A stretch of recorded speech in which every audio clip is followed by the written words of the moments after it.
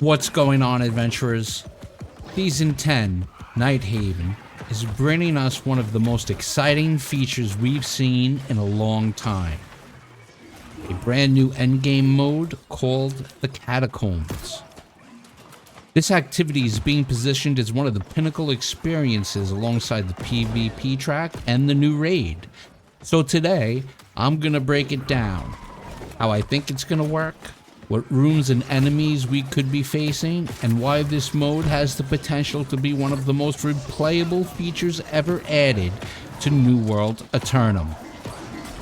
Here's what the launch announcement had to say. New game mode, Catacombs. Catacombs is a new game mode in which up to 3 players explore the depths of a procedurally generated dungeon, battling a wide variety of enemies and bosses, gaining unique mode-specific power-ups, collecting cursed resources and currency, and racing to successfully exit and cleanse their treasures before time runs out. While the difficulty of Catacombs is moderate at the start of a session, the challenge and reward is increased significantly each time a boss is defeated. To counter this, players are able to acquire in-mode power-ups that enhance their stats and abilities. With each boss defeated, players must decide between pushing further into the catacombs for even greater rewards, or safely making their exit before time runs out. Failure to make a safe exit results in loss of the vast majority of the treasures collected. But only one player needs to safely exit to avoid this. Okay, so what exactly does all of this mean? Well, I'm gonna be honest. If you played Destiny 2 during the Curse of Osiris expansion, you probably remember the Infinite Forest.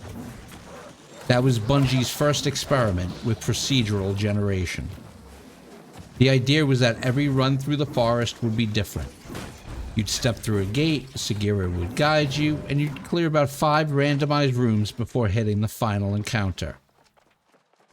In reality, these rooms were pre-built assets, shuffled together like puzzle pieces. That gave the appearance of randomness and procedural generation, even though you were actually working from a limited pool.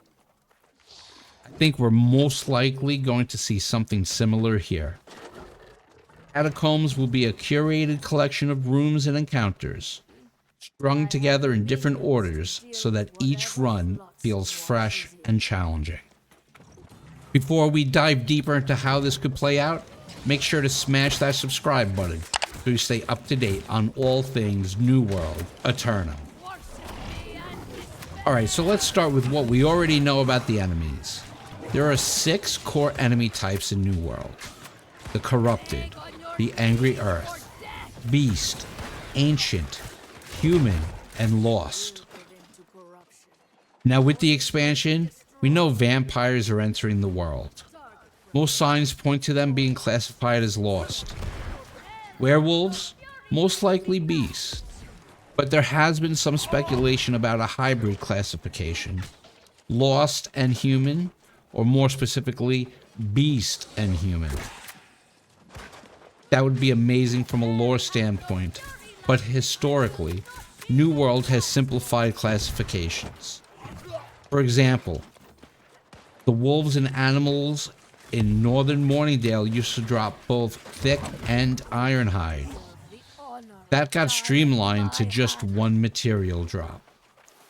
So my bet is that vampires and werewolves will stick to a single classification, at least at launch. Next, let's talk about the rooms themselves. I think the rooms will fall into 3 categories. Passage rooms, where we'll see trash mobs, collectible opportunities, maybe some environmental hazards. There'll be mini boss rooms, one-off encounters, slightly tougher fights, but not quite the end of a level. And finally, the big boss rooms, after successfully defeating them. The gatekeepers that give you the choice: leave with the loot or push deeper.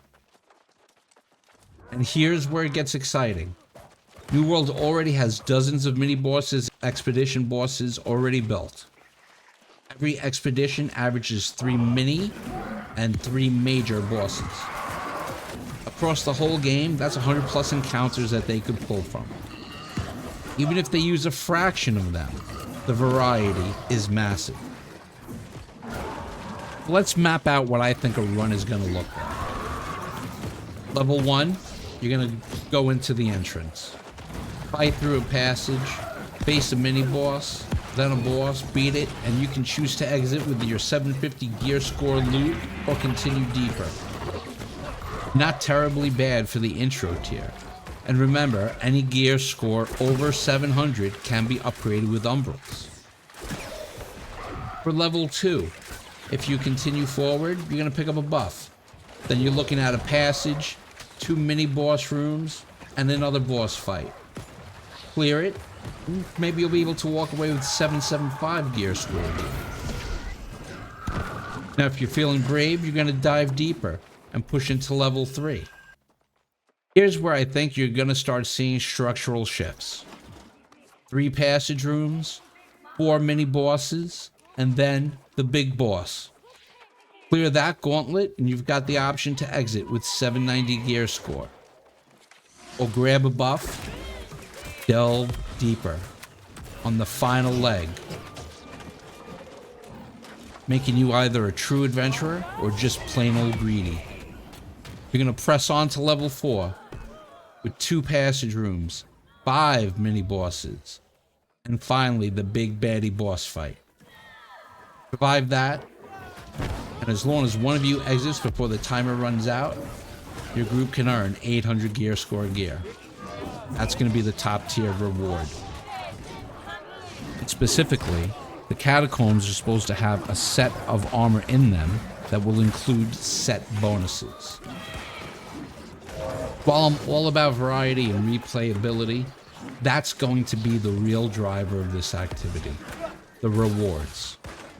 It shouldn't be a cakewalk to get 800 gear score items, but it should absolutely feel achievable.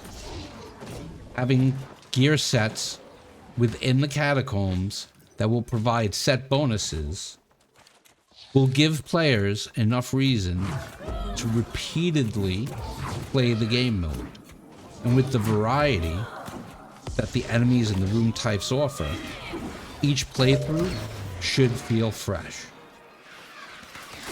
I look at Soul Trial, and honestly, that's great content.